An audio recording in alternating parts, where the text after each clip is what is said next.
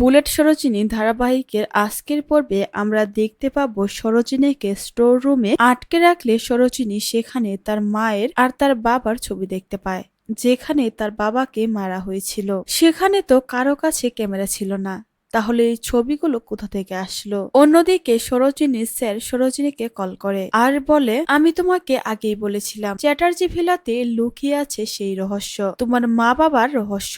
সেখান থেকেই তুমি জানতে পারবে তোমার বাবাকে কে মেরেছিল। সেখানে সরোজিনী বলে, আমি এই বিয়েটা কিছুতেই করতে পারবো না। রণদেব চ্যাটার্জি আমাকে একটা ঘরের মধ্যে বন্ধ করে রেখেছে, আমাকে অ্যাশের বদলে প্রক্সি দিতে বলছে।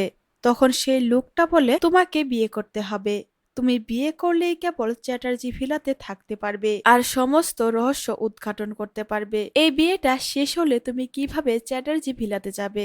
তখন তো আর যেতে পারবে না। বউ হয়ে চ্যাটার্জি ভিলাতে ঢোকাই তোমার জন্য উত্তম হবে। তখন সরোজিনী বলে, আমি একজনকে ভালোবাসি। সেই লোকটা বলে, ভালোবাসা তোমার জন্য নয়, তুমি ভালোবাসা ভুলে যাও, তোমার কেবল একদিকে ফোকাস থাকার কথা, যেটা হচ্ছে তোমার মা বাবার খুনিকে খুঁজে বের করা। সেই লোকটা এই কথাগুলো বলে মোবাইলের সিম খুলে ফেলে দেয়।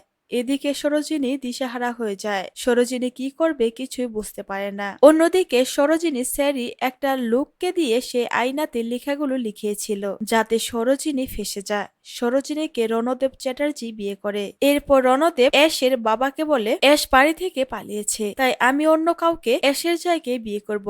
আমি আমাদের মান সম্মান শেষ করতে পারবো না, আর আপনারা যদি এটা মেনে না নেন তাহলে আমাদের কোম্পানির সাথে আপনার কোম্পানির ডিল ক্যান্সেল। যেটা শোনার পরে অ্যাশের মা এসে সরোজিনীকে বউ সাজিয়ে দেয়। সরোজিনী তখন রাজি হয় না।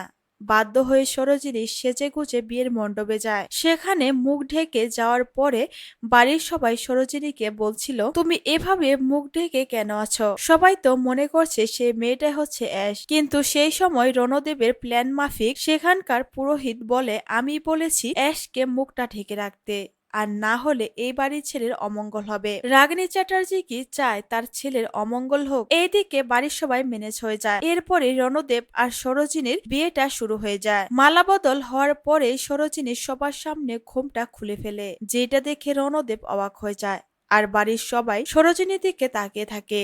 এই ছিল বুলেট সরোজিনী ধারাবাহিকের আজকের পর্বের আপডেট। কেমন লাগলো অবশ্যই কমেন্ট করে জানাবেন।